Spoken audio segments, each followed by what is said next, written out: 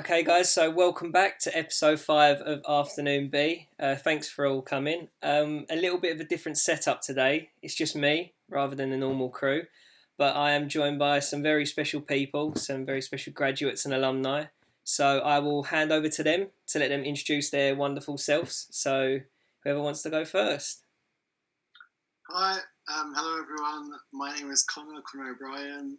I graduated last year from UCA, Fashion Management and Marketing, obviously. I am now I'm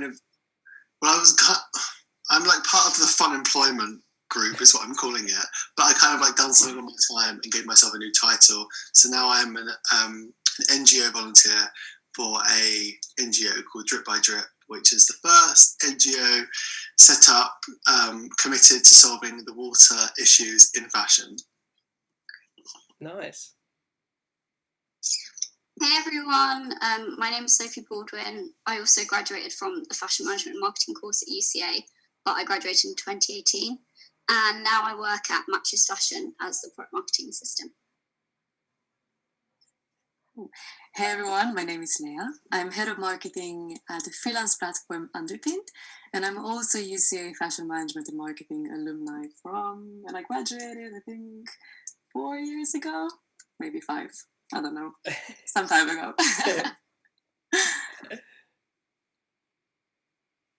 Who's next? I can go. Hi, my name is Martine, and I'm originally from Norway, but I graduated from UCA at the same time as Connor last year. So I've been in London now for about 4 years' time. I'm currently working as a graphic designer for a handbag brand called Demelier. So yeah. Thanks, Martine. Hi, I'm Anna. I graduated last year as well from the FMM course. I kind of took 6 months out. I went travelling, and now I'm working freelance for a jewellery brand called Wanderlust Life. Perfect. Thanks, guys. I've just realised we've got all FMMers here. That's no disrespect to other courses, but yeah, it's just the way it's worked out today. So now everyone knows your wonderful jobs. What have you been up to during lockdown? What's everyone been doing? Oh God, what haven't I been doing? I've been reading a lot of talk. Just sort of re-educating myself. But so I was initially working at Stella McCartney. I had a year-long sort of contract there, and obviously, given the current situation, I didn't fulfil the full year. I did about 9 months, which was amazing. But because of the pandemic, I was kind of furloughed pretty early, like in sort of March, and I was like, God, I actually need to do something with my life and time. Like, you've got all these hours of the day. So I've always, as everyone knows, I've always had such a not an obsession, but like a massive desire to make fashion more sustainable. And I just thought, you know what, I need to consolidate all that energy and power and determination to improving that into something really meaningful. So I came across Drip by Drip, which is the NGO I'm currently kind of working for, quite a while ago, but I had them on my radar, but I just said, I'm going to reach out to them. They're based in Berlin, and they don't have anyone in London, so I've basically taken on the role as sort of a comms sort of assistant in volunteer sort of campaigner thing. It's all like basically they've given me freedom to do as much as I want when I want, but in my head I just think the more I give to this, the better the fashion supply chain, everything like that becomes. And basically I'm working on a campaign at the moment as a collective with them all. It's called Fashion for Water, and it's basically about implementing water filters in textile producing, fashion producing communities in Dhaka in Bangladesh, basically water filters for them, and reaching out to brands to sponsor this implementation. So it's been a lot of kind of feel like I'm doing sales almost, but instead of pushing products, I'm pushing water filters. But from a really good, genuine, authentic place. So I've been reaching out to a lot of brands, small, big, international, national, to basically get on board with the campaign. I've literally so enjoyed it. I just really something that I can see myself doing, and it's still kind of got that fashion element to it, which I still appreciate. I think I'm always going to appreciate that and want that in a job or something with a bit of creativity. But I think, this sort of comms, campaigning, charity position has kind of been where most of my time has gone this year, or this lockdown. And like loads of obviously other things. I was running loads, but then I injured myself because I was running too much. I literally ran like 4 half shin You splints. run so much. Yeah, I shin got splints. such long legs. To put a restrainer on it. I just, so other than that, I've been keeping myself really busy with kind of like NGO work, and it feels so much more, not to disregard anyone else's professions at all, but I feel a lot more like I'm doing a really good thing, and I wanted that. I think I needed that for me, but that's me, and Nice. That's so cool, Connor. Yeah, it's really he's been active, proactive. Yeah, that's amazing. So looking after the planet, but not looking after yourself because you've hurt yourself. Yeah, I've actually. Aww. And then my dad gave me his bike because my other bike was stolen, but he gave me his bike because I've been cycling a lot as well. And it matches your sweater. Yeah, it's called the yellow. That's cool. Hope you have some cool stickers on it as well. How about anyone else? What have you guys been up to? Same here. I was put on furlough right before Easter. So yeah, just really been using this time to develop my creative process in forms of developing new skills, doing my own personal projects. It's been actually really good to have a break and to reflect. I think that since I came to London, I have another time to actually like stop and like reflect on my own what I want to do really. So I basically started this platform website to showcase other creatives' work and my own work as well, which has been it's given me so much purpose. So I've interviewed people and taken a lot of shots of Connor. We've had like an in-house studio. We actually shot in Piccadilly during lockdown as well. It was major. That's cool. Yeah. I think that's once in a lifetime. Like 5 a.m. at Primrose Hill as well. So It must have been like it was cold. It was empty, like no? lockdown. It must have been like it's so empty.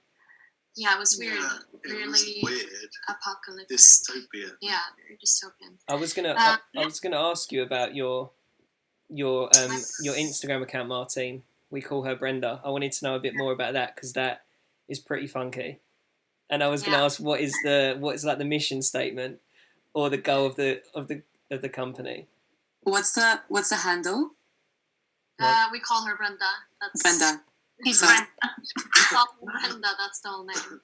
It's brilliant. You've got to look at it. It's So it's so BR. So at BR. How is it? No, so it's literally we call her Brenda. Oh, okay. Okay, I'm checking it out now. Intrigued. Mission statement. I think it's just. I was thinking to recreate my portfolio, and then I thought, well, I would rather collaborate with other creatives on this. Like I don't want to just put my own projects up there. I think, especially during lockdown, it's been really like good to connect with other creatives. I've used the dots, for example, where people will post so graphic designers, photographers needed, and the response has been like really, really good. But yeah, we call her Brenda. I mean, I spent like 3 weeks coming up with a name and chat with Connor and Ailish and my mom and my sister, and I just couldn't I didn't want it to be like the collective journal or anything that's too cringe. Like the whole tone, I wanted to set like a super informal and quite funny tone to the whole concept. So I don't know anyone called Brenda. And then Probably not in the UK. not in the UK, no, but generally, and it's funny. It's just like let's just call her Brenda. I really like the Instagram. It's That's such brilliant. a cool like layout and everything. Like it's really nice. because I went. Go on, Leah. Sorry. No, I was just saying about like the network and what the whole lockdown brought to everyone. It's like what we we're building the underpin to create this platform for freelancers to kind of make a better infrastructure for freelancers. And one of the features that we were kind of trying to improve most during the lockdown was the networking feature. And it's really cool because you just said this, like people now are looking to connect with others, they're looking to showcase their work, and it's now more than ever the whole trend of gig economy and freelancing is coming forward. And I think it's so cool. I mean, despite everything that's happening, which is horrible, I think it's still really cool, and it's like a really big opportunity for lots of young people to kind of take a step back, rethink their processes, focus on their mental health, but also kind of like try and create something that they otherwise wouldn't be able to do it. Because usually you have these opportunities at university, you have this time for yourself. But when you enter the workforce, you don't have this time anymore. And especially when you live in London, you're paying big rents, and there's no time to actually take a step back and say, oh, actually, I really want to do Let's Call Her Brenda profile. So I think that's really cool. And yeah, it's really nice. Well done. I think you're right. I think it's interesting picking up on the networking thing, especially at the moment. And going back post-COVID is going to be such a different networking environment, just because it's like, and everything is going to be digital. And okay, networking's hard, like normally, because talking to someone face to face and selling yourself in 30 seconds is the hardest thing to do. At least with online, you can there's a barrier to it as such, but I think it's not going to go back to the same as it was with networking. No, it won't, but it will come forward with people trying to create their personal brands a little bit better.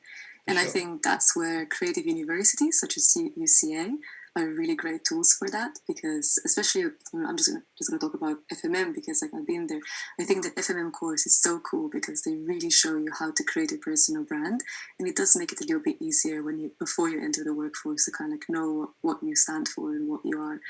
And I think everyone, all the students have such a big advantage for that. And knowing that you can showcase your work on Instagram, knowing that you have all these amazing platforms such as like Dots and Underpin and Vibrant, all these amazing platforms is really cool. But I think Gen Z are in general amazing at presenting themselves and knowing what they stand for and kind of going for it.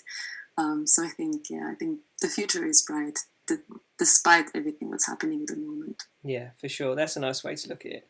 And I think as well, in terms of, I'd like to bring in Sophie for this one, in terms of I was going to ask about social channels. And I'm only bringing in Sophie because I know she loves a LinkedIn post and you've put up some great articles. So I was going to ask, has LinkedIn been your main during or even before or maybe afterwards as well? Has LinkedIn been your main social channel that you've pushed to kind of elevate your personal brand or what you believe in or whatnot? Or has it been like across all channels? I'd be quite interested to hear about that. Well, LinkedIn was something that I wasn't really using before lockdown, but same as Connor, I got furloughed, and I was kind of like, what do I do with my time? Like, I'm going to be so bored if I don't do anything. And I'd always enjoyed writing, but after leaving uni, I didn't really do it so much anymore. So I thought I'm going to start a blog again. But before I used to blog about fashion, and I was like, I'm still I love fashion, but I'm interested in other things too. I'm really, really interested in technology and how it's going to impact the world of marketing. So I was like, right, this is what I'm going to do. And then I thought, well, I don't really, once I kind of started the blog, I was like, I don't really just want my friends to see it. How can I get it out there to other people in quite an easy way? So I was like, well, maybe LinkedIn can help. There's kind of people of all age groups, I might get feedback. We had a chat about one of the posts, which was really good. And it's a new way to interact. And I hadn't really shared content in that way. So it was quite new to me, but it was good. Yeah. And have you seen any kind of increase in numbers or anything, or have you looked into that side since being on LinkedIn, or more engagement or comments? Or yeah, I'm a bit of a data geek. That's the other thing I love. So the analytics and stuff is something that I find really interesting.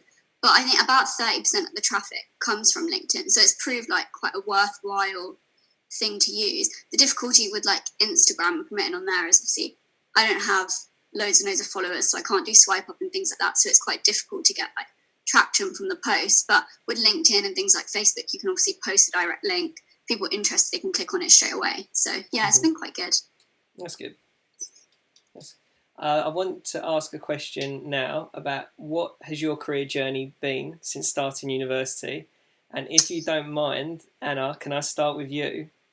Because I think, especially at the moment, and with everyone going into jobs and anyone graduating, it's this thing of I need to find a job. Jobs are hard to go by, but I need to get one so I'm stable.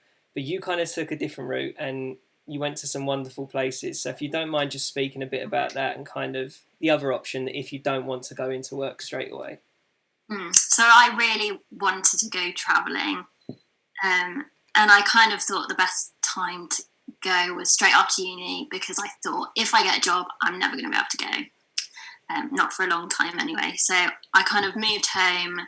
I got a job as a marketing assistant at a local jewellery brand, and I saved up all summer, and then I went travelling for 6 months.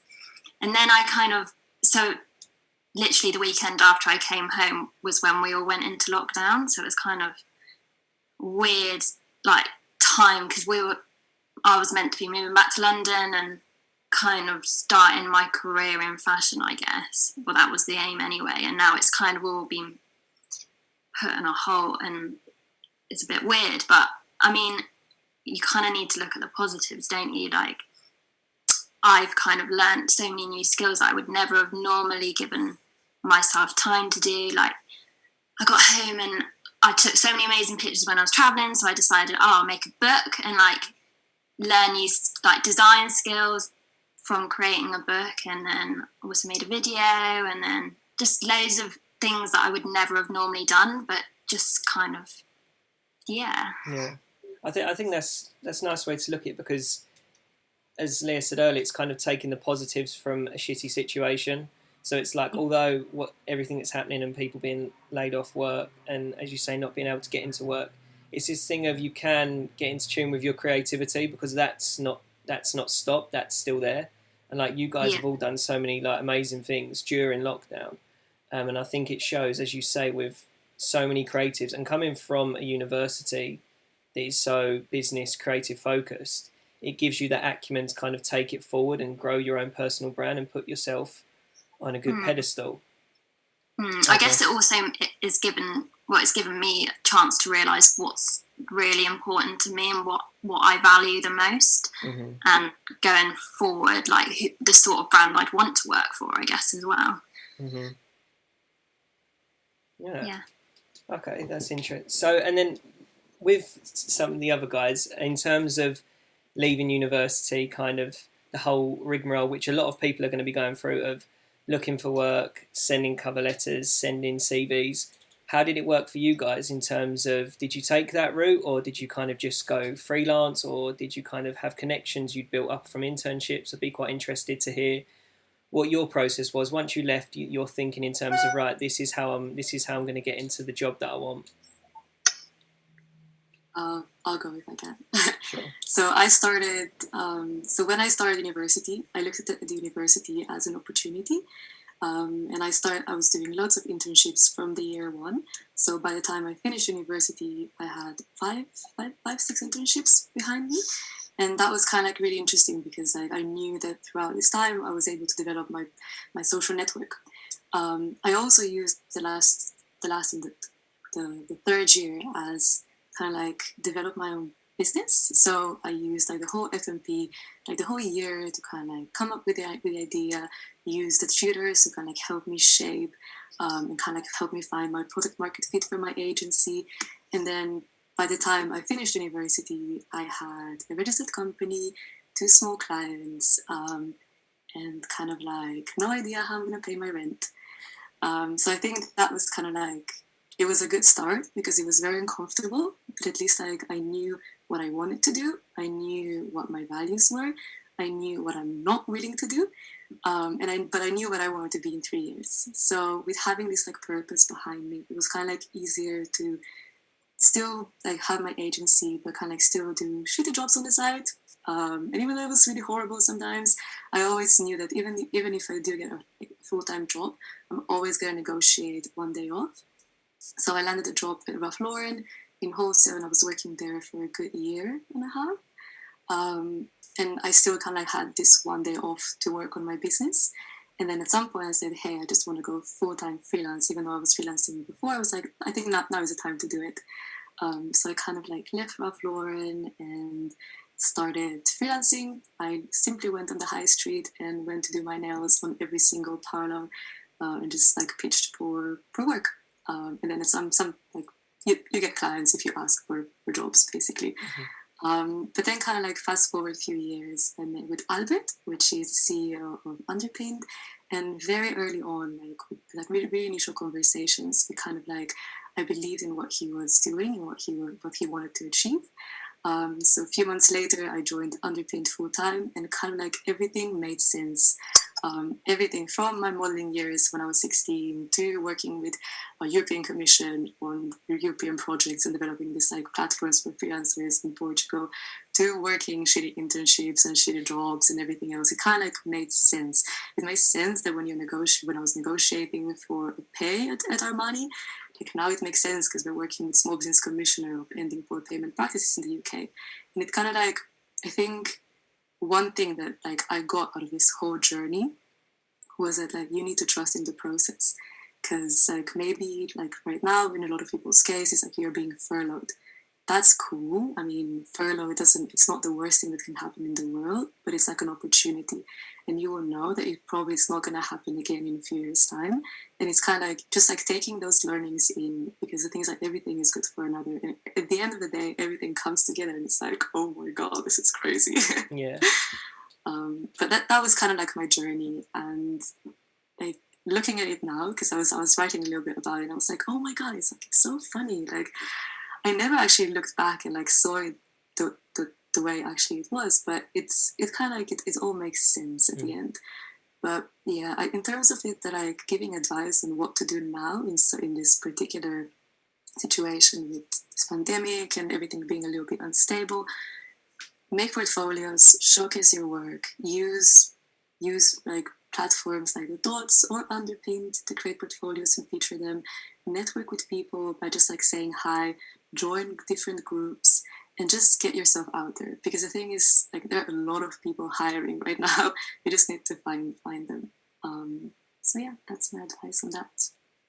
Perfect. Summed it up so nicely. I think it's nice what you said about when you look back at your journey, because when you're on it, when you're leaving university and you're finding work or you're traveling, whatever you're doing, you don't put into context what you're actually doing at the time. It's only when you think back, like when you're in an internship and it's a bit crappy, you don't really think it, you just do it. But then when you look back and realise how much you've learned and how much you've done to get where you are, you have to give yourself gratitude for that. Because it's not an easy, especially now, like you say, with lockdown, it's not going to be an easy journey for anyone. But as you say, if you network and show your skills and put yourself out there, that's the best thing to do right now. Yeah, I totally agree. And also, like now during the lockdown, there's so many webinars and so many resources free for everyone. It's kind of like take advantage of them, because everything, like pretty much everything, is free, and it's pretty cool.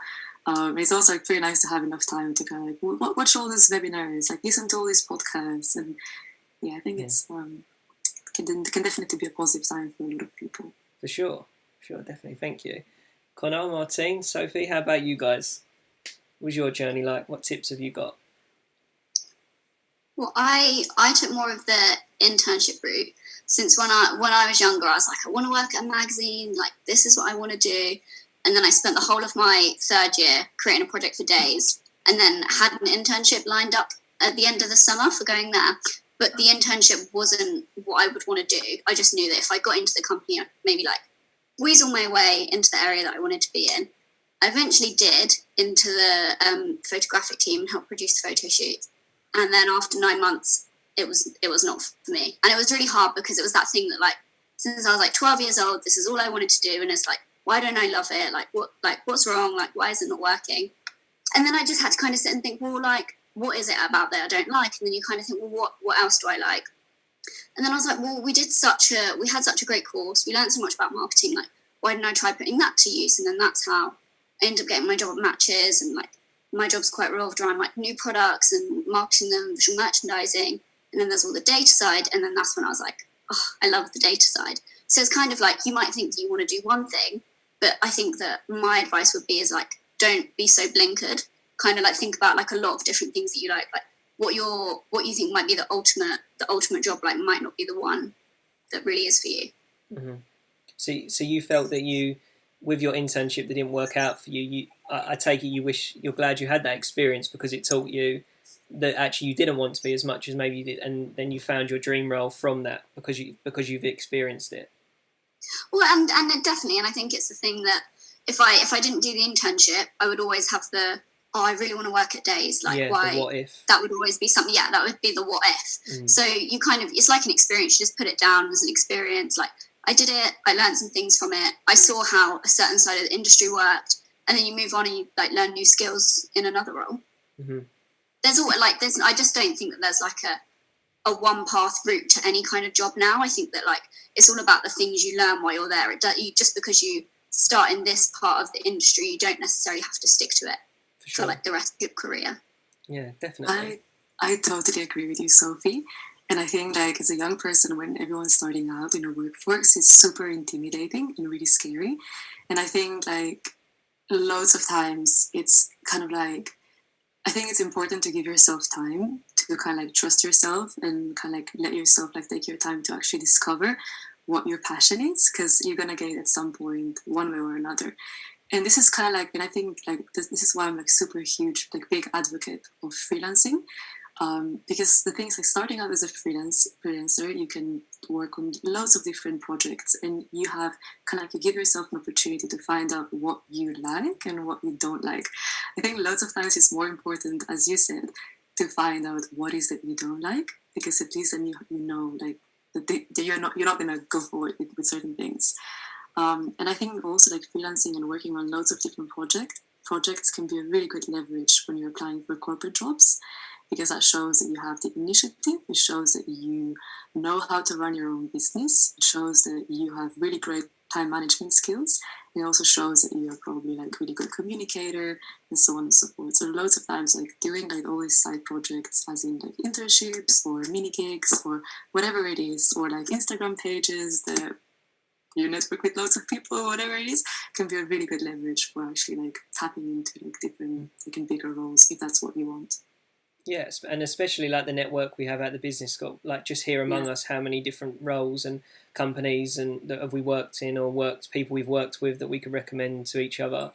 So I think that especially when everyone goes out to network, I think you need to think of your classmates, your friends that you knew in the year above, your friends in the year below who might have contacts. I think that's massive, especially at the moment. Keeping talent internal rather than looking external all the time is probably quite a big thing. For sure. How about you, Connor and Martine? Sort of journey was, like similar to Sophie. Like I just kind of found the internet kind of like this set sort of like thing of like Stella McCartney being like. I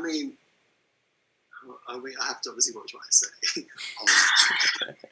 But no, like I had a really great experience at basically I like graduated and had this position, a graduate trainee position in the press team, and I thought that I thought press and PR was so me. God, yeah, PR girl, that's what I want to be for like 20 years, and all my internships were in it. But as I kind of just were doing them, I just was like, God, this is not for me. That I cannot like push products. Like I can't. It's just always becoming so superficial, and I was just becoming so like tired of it. And I think I remember when I was at like on FMM, I think it was either Mary or Charlotte. I can't remember, but they were saying to me like they knew that sustainability was my was my thing, and they were trying to like that was kind of the focus, and we were always that was going to be like, where I was going to go, and they said don't lose sight in it, and I feel like that's really what I took a lot from UCA, like don't lose sight in what's really important to you. And I just kind of I always remember that, and I think I had similar to Sophie, like I had this thing in my head of what it was going to be, like, but it just wasn't. And I mean I had a great experience, a lovely team, loads of great positive attributes, but it just kind of became like this whole year has just evaporated, and I don't know where we are now. And I'm so grateful and blessed for the opportunity to go there, but it was such a learning curve for me, and just pushed me into a new sort of kind of line of work almost, like whether I'll work for a charity or an NGO, but I can so see myself doing something like that more. Like that's excites me so much, like more than something ever has. It just feels so like powerful. So yeah, that's my journey. Sounds like you found your purpose. Yeah, so, like I don't know. It's clothes are so like we've got too many of them, and like we all know that. But yeah, no, I do think it has been my sort of like calling. But I also kind of just really want to go traveling as well. Like Anna, your whole trip looks so amazing. Yeah. I'm so jealous. It looks incredible. And I love the little So booklet. nice. I like stared at like the chai latte page for so long. Like, yeah, I thought it's so cool. Oh, thank you. Yeah, no, that was my journey. What about Yeah. you? Yeah, one thing I enjoyed. Sorry about the knocking. I think the neighbor Yeah. is renovating. He wants to be in the podcast. Yeah, no, I really enjoyed that second year in FMM where we actually got to go out in the industry for 3 or 4 months. At the end of term 1, which was really good for me because I needed to test different fields. I tested PR. I was in a magazine, not in the magazine, but worked for a magazine. So yeah, really got to test the different fields, and yeah, easily figured that PR. No offense, anyone, but that's not for me, which was good. Because then, yeah, I found pleasure in more being physical with like photography and not necessarily writing, but more hands-on, I guess. Like, even though I'm a graphic designer now, I still get to pursue my photographing like within work, which is gold for me. Like, I need a job where it's a lot of variations and no day is the same. So I went back to Norway after we graduated and had the positive mindset that it's gonna sort out. I'm gonna get a job. I'm just going back for 2 months and just relax, because it was quite a hectic year for everyone. And then I got a reply in August. I came back and started my job, and been there ever since. But I think people normally stresses themselves out too much, and you shouldn't go into a job just because you feel rushed to. You really need to just listen to yourself and what's speaking to you, and you will learn on the way. Like, you're always going to have people that will tell you off or tell you that it's not right. But I think, especially for the creative industry, it's so subjective. So it's so important to just know yourself. Like, ask your peers, ask your tutors, ask your family, like, what are your strengths? What are you good at? And don't necessarily take all the feedback that you get from the industry while at internship or work. It's so important to just keep on working, because that's what's going to get you anywhere. Gosh, this sounds like a preach, but yeah, that's my own experience. So just listen to your guts and work hard and play harder and play hard. Quote and com. Yeah. But yeah, that's great. Yeah, I think so happy in London. Like, it's been a journey, and I love it. that's nice. I think it seems like the overarching thing here is, as much as you want to find the work you love, as everyone said, you need to find the work that you don't love as well, that maybe doesn't suit you like you thought. Like for you, Anna, I was going to ask, obviously you had some amazing internships while we were at uni. Was it ever the option afterwards, like, did you ever think, oh, maybe I can stay here, or like, maybe this is for me, or it was always for you, I'm going to go travelling, or like, I'd be interested to know what your thought process was with that side of things. I think I always wanted to go travelling, and I think although the internships I did were amazing and I learned so much, it kind of seeing like a more of a I wasn't working for fast fashion as such brands, but seeing brands constantly churning out new clothes every season was kind of just not really something I believed in. So I don't think I ever, although the experience was amazing, I don't think I'd ever want to necessarily work for a brand that I didn't really share the same values with. Mm-hmm. So, I mean, you learn Yeah. you learn what you Yeah. what you like and what you don't like, and Yeah. yeah. Yeah. And I think traveling as well made me seeing the world and seeing what's important. Like, I don't know, I can't really explain what I'm trying to say, but seeing the world from a different aspect kind of made me, sure.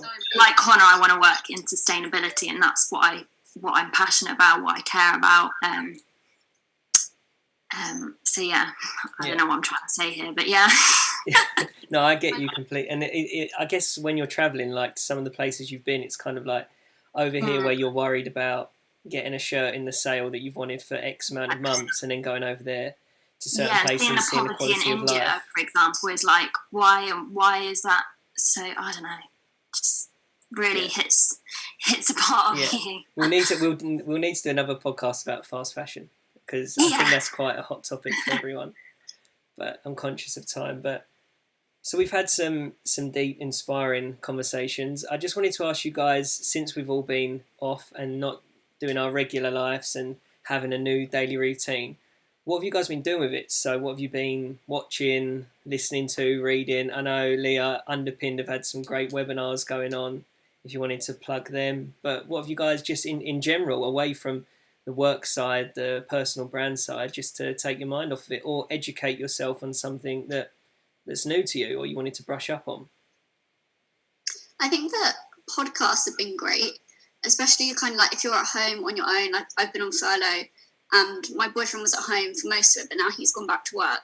And like the background noise, but you're also learning stuff at the same time. So you're not kind of in silence all day. And there's obviously so many topics, so like things that you would never read a book about or sit and research. You can listen to like half an hour and feel like you've learned something new. I think podcasts have been a big thing for me. What ones have you been listening to? I'm upset it's a tech one. There's this one called Recode Decode, and I just think it's brilliant. It's by there's this journalist called Kara Swisher, and she's like a big Silicon Valley journalist, and she just interviews like all the CEOs of these companies and kind of talks about like the big issues that they're kind of facing, or like she did a really good one with Airbnb and what it'd be like post-COVID, and like how people so it's like she's really, really good. For sure. What about you guys? Everyone been? I'm the same. I've been quite podcasty, and then even like having it on in the background, and then like not thinking you're listening to it, and then getting to the end of the day and realizing like going over a conversation that you heard someone say on a podcast. I think just like them little nuggets of knowledge have been so useful just to pick up the wider environment. I don't know about anyone else, or for someone else it might just be a Netflix binge or a read of a book. What about you guys? I actually kind of, as soon as this kind of like COVID blew up, I was like, God, I need to keep educating myself as well. Like, I love education. And I think it's like cringy as it sounds, like we all do. Like, it's just amazing. However you educate yourself, it's just there's so many different ways. But I did an online course, and it was on renewable energies, and I think I've always found it really interesting. And I've always like been like preaching, renewable future. But like, I actually didn't really like understand probably what I was talking about.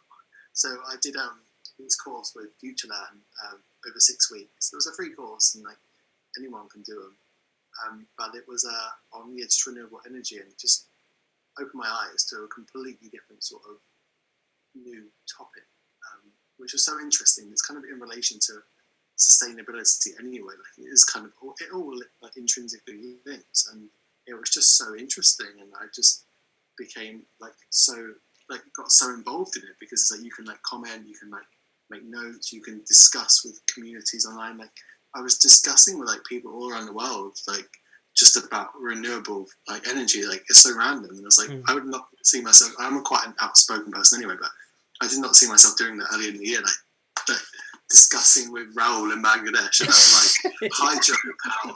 Like, it was so cool. It was really interesting, and how it differs all around the world. But I just really, really enjoyed it, and I think I can implore everyone to like do an online course, even if it's like a week. There's like week-long ones, 3 months.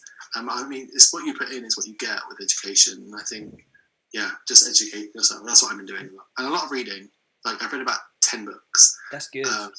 Yeah, Anna Karenina, I don't know if anyone's read it, but it's actually bomb. It's so good. It's really long, but I really recommend you to read it if anyone likes that sort of Russian 19th century literature.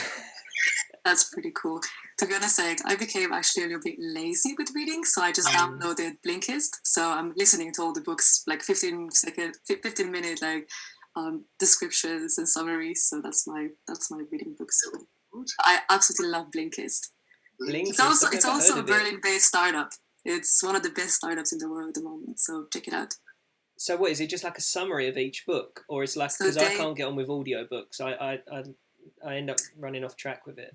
Yeah, so they do summaries of every single book imaginable, and you get the most actionable steps that you should take out of them. Super interesting, super cool. And you have an audio recordings in different chapters, and you also have like a description. And if you're interested, you can go on to like buying a book. But it's really cool, especially like in a startup world. There's so many things on traction, growing business, and everything else that you need to know. But usually books are quite time consuming, so it's really cool to just kind of like get the main ideas out and then kind of like develop them and apply them to growing a business. So that's been my thing to do during Corona. And I've also been kind of like involved into giving workshops and lectures with different companies, and via Underpinned, we've been super, super active on developing different partnerships with UIL, some of them with UCL. But it was just mainly kind of like focusing on education and giving value back to our community. And that's kind of like my life at the moment, which is pretty cool. It's pretty rewarding. But I'm not as active as everyone is in terms of like reading books and learning and like working on myself. I think that's something I should be better at. I think that's one thing to take out, isn't it? Like Connor was saying, the education side, like especially with like LinkedIn Learning, you could do a course in a week, you could do a course in a couple of days, and as you've got that education from it, but at the same time you've also got the qualification and the certification that it's actually beneficial moving forward into the workplace. And as Connor said, I think we all love education, whether we portray it or not. So to take this time to educate and to understand yourself and your surroundings is, I think, perfect. Yeah. I did a Fashion Revolution course on sustainable production as well. It's so good because you can kind of do it at your own pace, and then at the end of each topic there's like a little forum and you discuss with everyone else. Yeah, it's great. One last year, they ran it last year. Yeah, I think they did. I didn't have time last year and now I had time, so it's brilliant. It's good. Nice. Perfect. Well, I'm very conscious of time, guys. I'd love to stay and speak to you for another couple of hours, but we've got an audience waiting for this. So thank you for all coming on. You've been amazing. I'm sure everyone will love this. I'd love to do this again at some point if you were all up for it. One thing I'd like to ask before you go is, from all of you, one tip for people who are maybe graduating this year or next year, going into the workplace, or just life in general. One tip that you think, looking back, you would have liked to have been told when you graduated. Mine is trust in the process. Nice. I would say keep an open mind. That would be my one. Mm-hmm. I'd say, you do one. Who's doing one? Follow your guts. Follow your guts. And nerves. Make sure you're working for brands that you share similar values with. Nice. I love that. Yeah, so thank you for coming on today, guys. It's been a pleasure having you. Please, let's do it all again soon. For now, thank you everyone for coming to episode 5. As always, leave your likes, comments, wherever you may wish. Tell us what you like, what you didn't like. I will put everyone's usernames, companies who they're working for in the bio so you can check them out. Get in contact with them. You never know, there might be some great opportunities coming up at companies or webinars that Leah and Underpin might be hosting or whatnot, if you just wanted to learn a bit more about everyone. But for now, I think we'll leave it there. Thank you everyone again for coming on. You've been amazing, and we will see you next week. Thank you so much. Thanks a lot. Bye. Bye.